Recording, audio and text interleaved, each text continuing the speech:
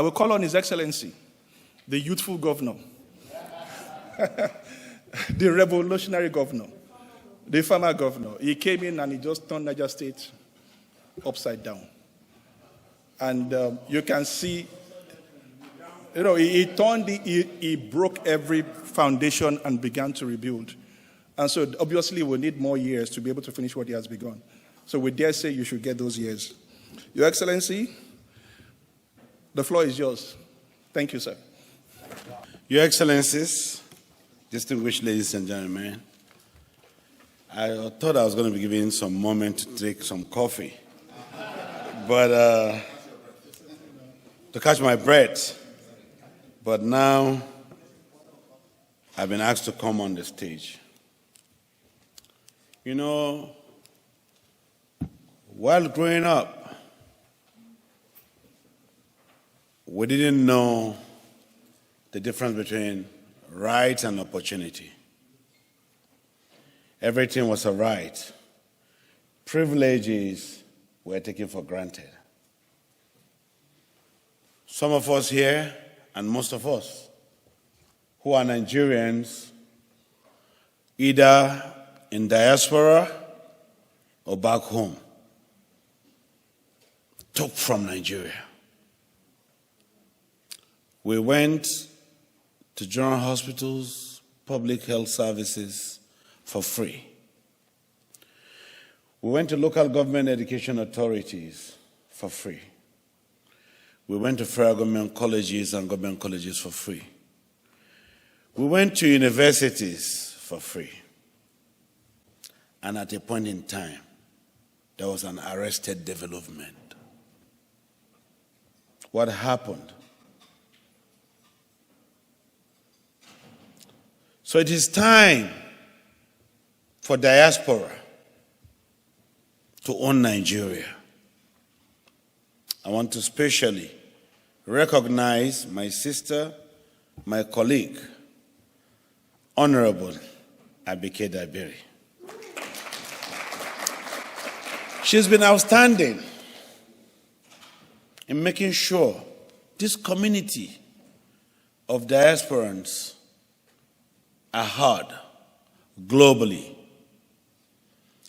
When I sat here in the last 2 minutes, the MC here spoke about 55,000 Nigerian students, 150,000 Nigerian people, 200,000 Nigerian people in Canada.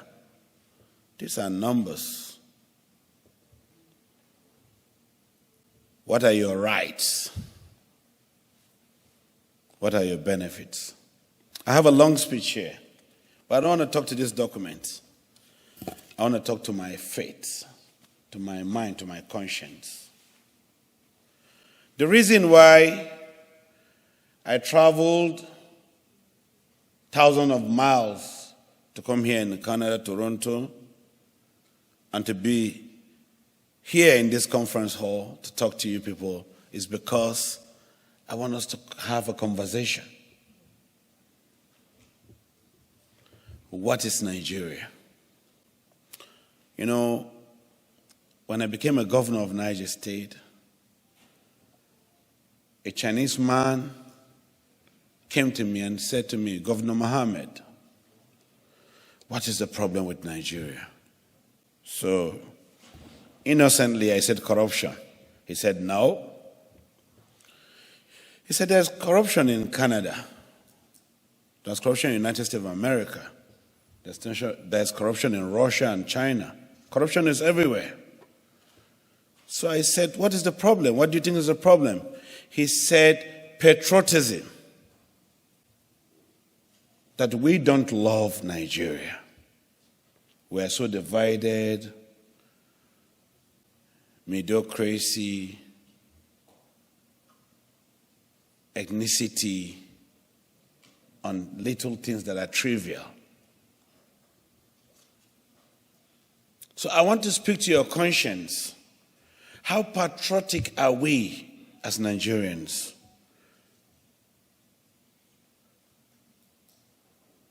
Last week I was in the United Nations General Assembly, and we tried to distinguish between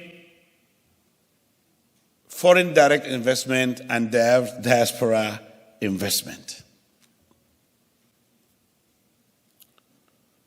And we realized that there is need for the United Nations to define under the SDGs diaspora investment globally.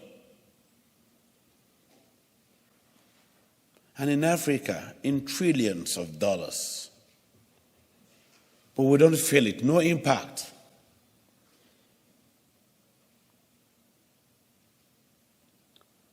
So, in one of my classes in Harvard University, Massachusetts, United States of America, we tried to define the human brains in 4 quadrants. And we realized that the brains of an average, and I'm sorry, because I'm also a black man, within the first quadrant is dormant, not even hibernating, is dormant. It is characterized by little things that are trivial, the color of your skin, you're talking to me like this because I'm a black man, about gender, about things that are not very important to your development, about religion, about faith, about how I look in the mirror. People who want to go to the moon are now wanting to go to the Mars. And you're still talking about witchcraft? No. Yesterday, I was in Princess Margaret Cancer Center, and I have seen what oncology means. One oncology university is not in Africa. We need you to have a reset button. Let's look back. Let's give back to Africa, to Nigeria, what we got from it. Let the children of nobody become somebody. Why is public health or public education a problem? Why is it a problem to feed yourselves? Niger State, under my stewardship and my team, we have more mechanization in agriculture, more than Nigeria as a country. Give me applause. In the last 1 year and a half, we've invested in partnership, we've gotten development partners, we've gotten investment in the United States of America, in China, in Britain. We have come here now to get investment. I don't want you in diaspora here to forget that there is a place called Niger State. We are providing ourselves as a pilot state to change Nigeria, to change Africa in agriculture.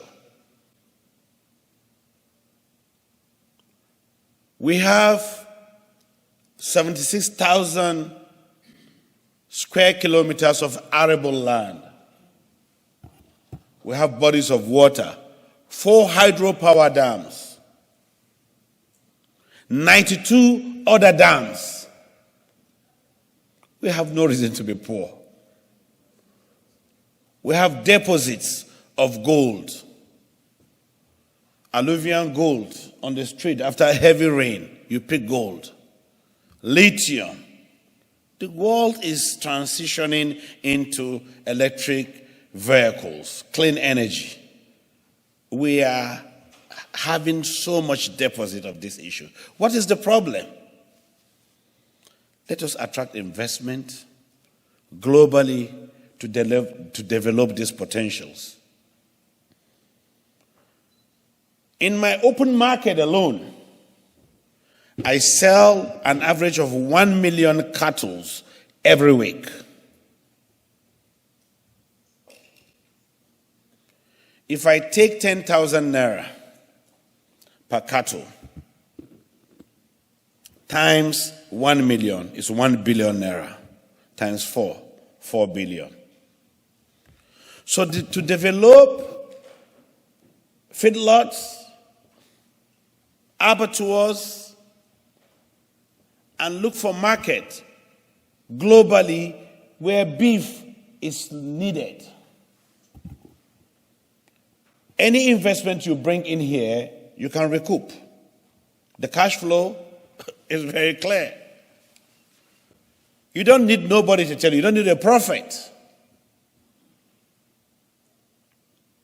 The Lagos state government, Ogun state government, Kwara state government, Oyo state government, and myself, we've been discussing on how we can stop the movement of cattle, live cattle, into the southwestern Nigeria.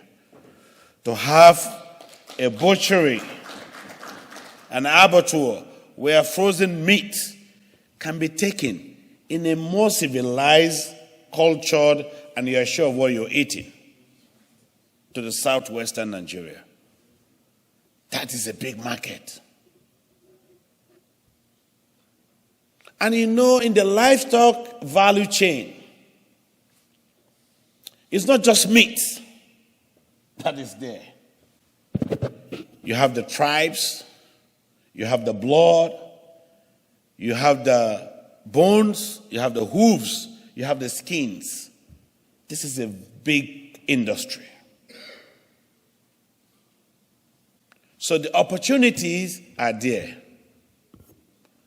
So, and let me ask you a question. And I want you to understand if there is patriotism. What is FAC? FAAC. That is the reason why Nigeria has not developed. FAC. Every month, as a governor, I walk to Abuja, I pick a check, I come, I share it. What is my input to the sharing? It is the responsibility of every government to generate revenue and feed the center, not the center to feed the nation. So with this, I've told you in agriculture, do I need FAC? I don't need FAC. In the last 1 year, what I've generated is beyond what the FAC has given me. I've embarked on a very, very ambitious project for infrastructure development, over 1,000 kilometers of roads. And it's not stopping. I have more food in my state than the strategic grain reserve in Nigeria. We are farming, but we have not been able to get investment to harvest, or in harvesting, excess water flow from hydropower dams to harvest water. Because you don't understand. So a day before yesterday, we went to a farm here in Canada. What's the name of the farm? Astrom Farm. And they only do milk. So they have a cornfield, they have a soya field. They don't do beef, they do milk. But on a small hectare of land, I saw what it means to have improved seedlings. On a stalk of a corn, you had like 10 corns growing on just one straw. Capacity.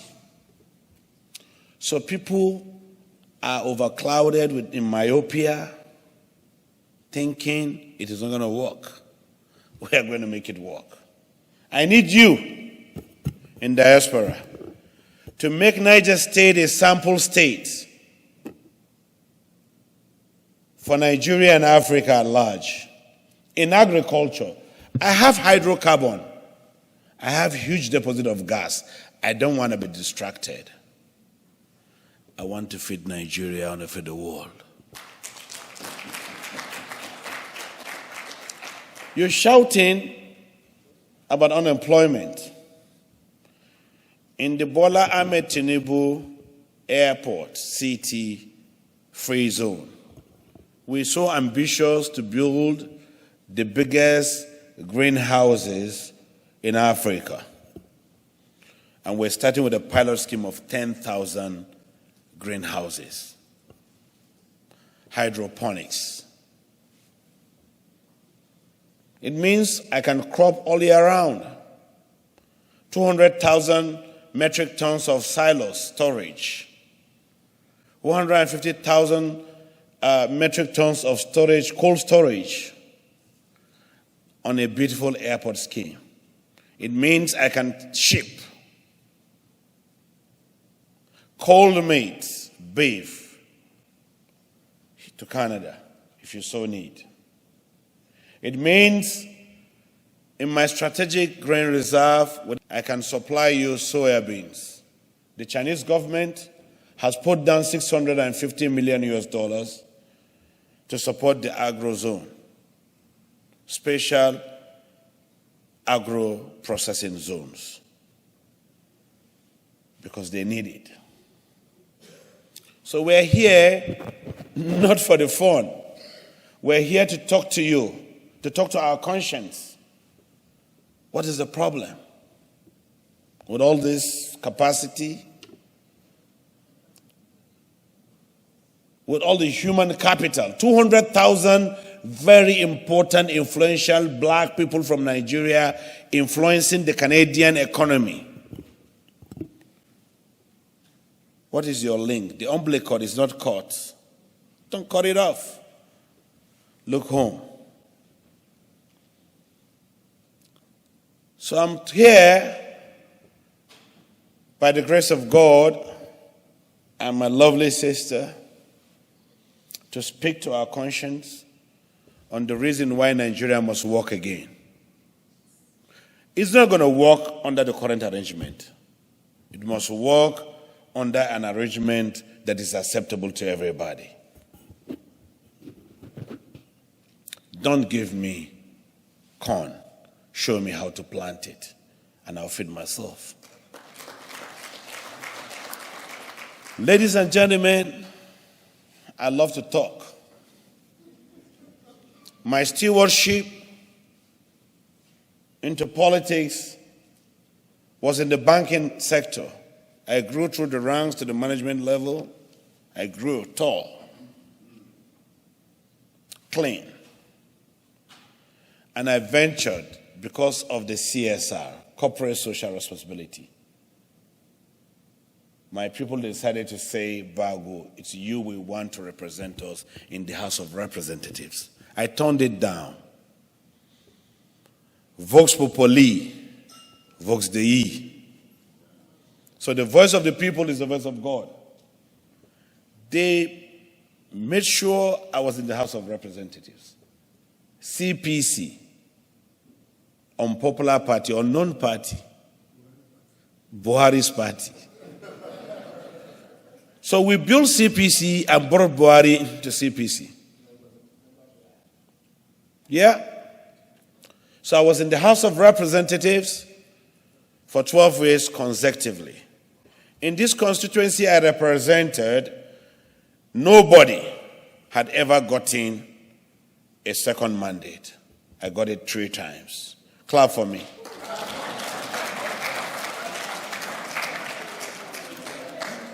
You know, you need to celebrate who's yours. And you need to flaunt what you got.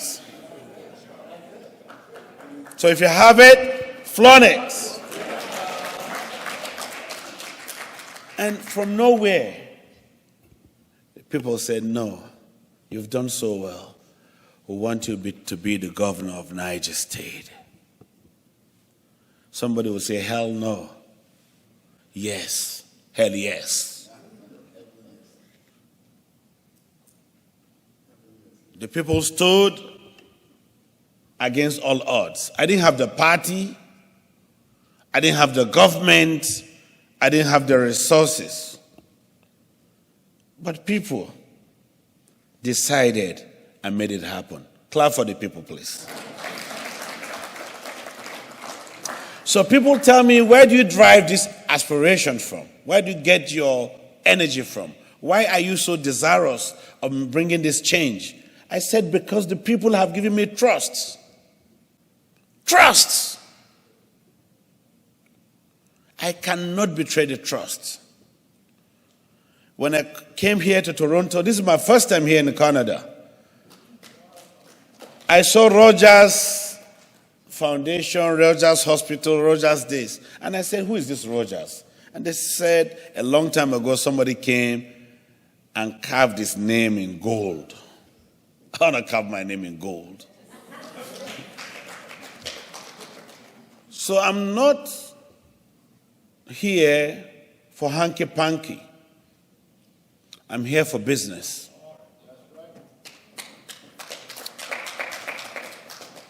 If you want to dine with me, make sure you have a long spoon. Because mine is so short that I'll finish the meal before you wake up. So, my brothers and sisters in diaspora, don't lose faith in Nigeria. Don't lose faith in Africa. You are here because Africa gave you foundation.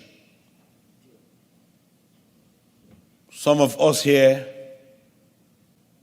didn't have a know-how, but government of then provided the know-how. We went to public school. And I want to see in this hall, whoever is from Nigeria did not go to LEA. Raise your hand up. Local Education Authority, LEA. You didn't go to LEA? And you school in Nigeria? What year? Local Education Authority. Because the local government in public school. Abike, which school did you go to, primary school? It's not the convent private school. Did you pay school fees? How much?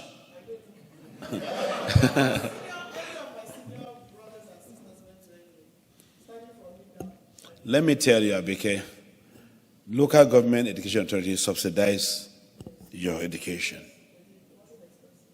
Did you go to any private clinic in the 70s or 80s in Nigeria? There was none. So the missionaries,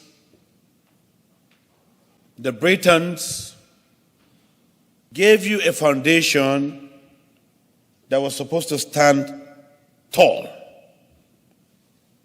to time. You came and dashed it away.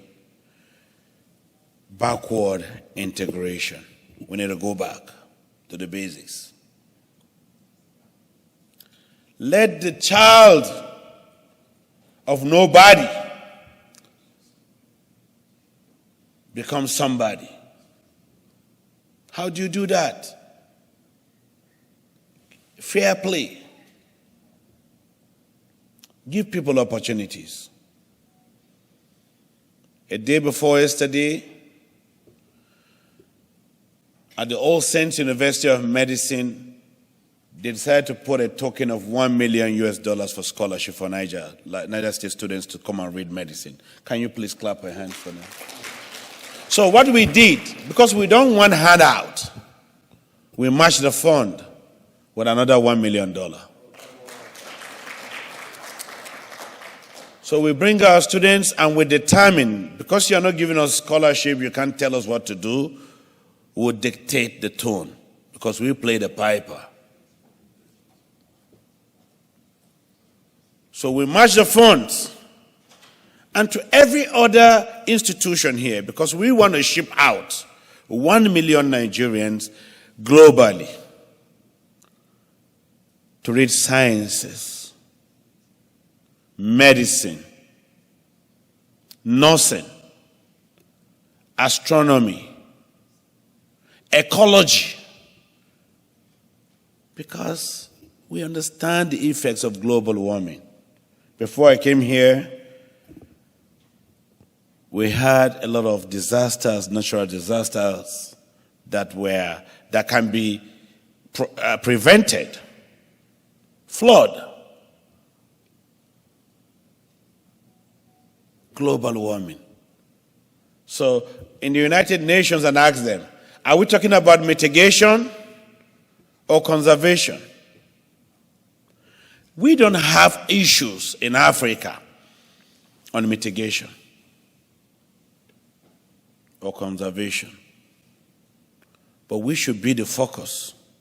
When I live here, I'm going to Brazil. I want to see what they're doing that we're not doing. So I'm providing Niger State as a pilot state in Nigeria under my stewardship with all the laws for investment. I want to build the first 50-story building in Africa. And I want to go up. We can't remain like that.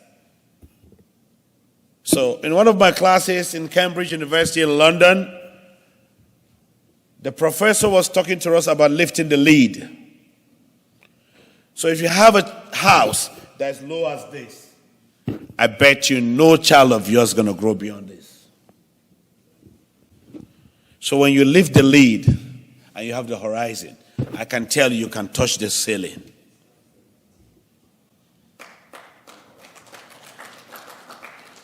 So we have to lift the lead.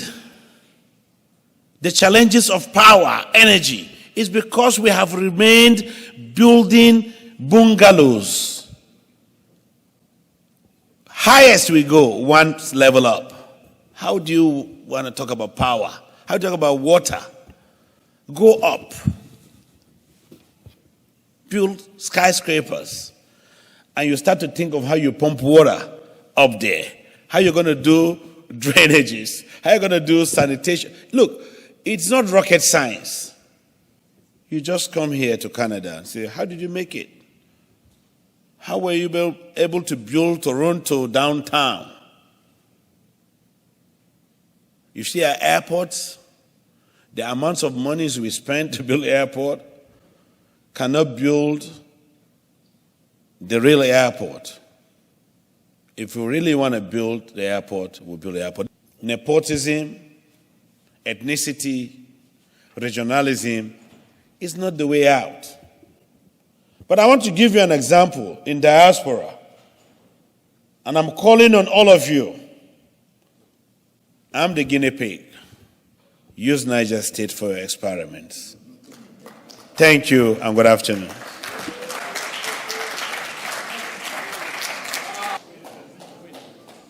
Mm-hmm.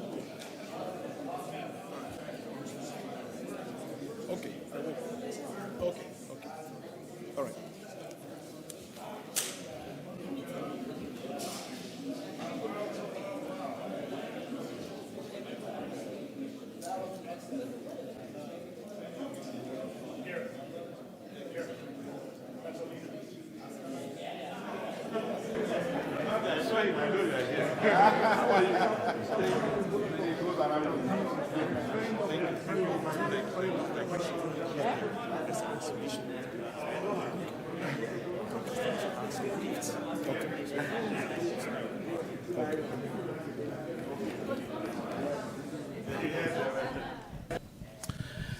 Thank you very much, moderator. I don't think my own is a question.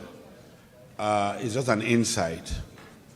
You know, a lot of times I listen carefully to my brother here when he was talking about the blending financing. And so I whispered to Abike, I said, you know, because of my background in the banking sector, what has militated against prosperity of these ideas is because people want power. You don't put $200 million with CBN and ask CBN to disburse to MSMEs. It's not going to happen. Give or create microfinances and give them these funds to lend to small and medium businesses to grow at zero interest rate. With this money will be returned and it will be cyclical. But you don't keep money with CBN and CBN gives somebody at 4%. CBN has no business in making profit. So if you want this to happen, is to go directly to microfinance banks, give them this money to lend at 0 interest rate with conditions precedent to drawing down. And SMSEs will prosper in Nigeria and Africa. Thank you. Thank you very much. And we'll move now to answer those questions. Unfortunately, we are very short on time. Is it a specific question, or are you happy to hold? Okay. Excellent. Thanks very much. You got the mic. Very specific question. Talking about financing, and it has to do with Canada. How come Canadian businesses or Canadian financing is not big in Nigeria? Okay, great. We are why the biggest Canadian... on the continent. So why don't we have enough of your businesses coming to the biggest country in Africa? Brilliant. So we'll start, thanks very much. We'll start with First Bank in the order with which the questions were directed, and then Senator, you're invited to weigh in, and of course, Andrew, 2 questions posed to you. Thank you. Great. So thank you very much for that question. To answer very simply, that's why we're here. So whatever the situation is, I will see you much later on and we will resolve whatever seems to be the problem. But I was explaining to the Senator just now that part of what we've done is we've looked at all the pain points. We've taken our time to speak to Nigerians in diaspora to understand the pain points. It's very simple for you to open an account. You can go onto our website. We have end-to-end digital account opening. So as you're there now, anybody in this room can open what's known as a diaspora account, which is an account for non-resident Nigerians with First Bank. You simply go to our website and you open the account. It's done within 24 hours. However, as you know, our KYC requirements and the regulator requires that you have your BVN and you have your NIN. So that's the second thing. The documentation requires that you have a utility bill that's notarized by a notary public. That's the third one. So we find that those are some of the stumbling blocks where some of that documentation is not complete. We try and reach out to you. Part of what we do in First Bank is we run clinics. So you're able to book a Zoom meeting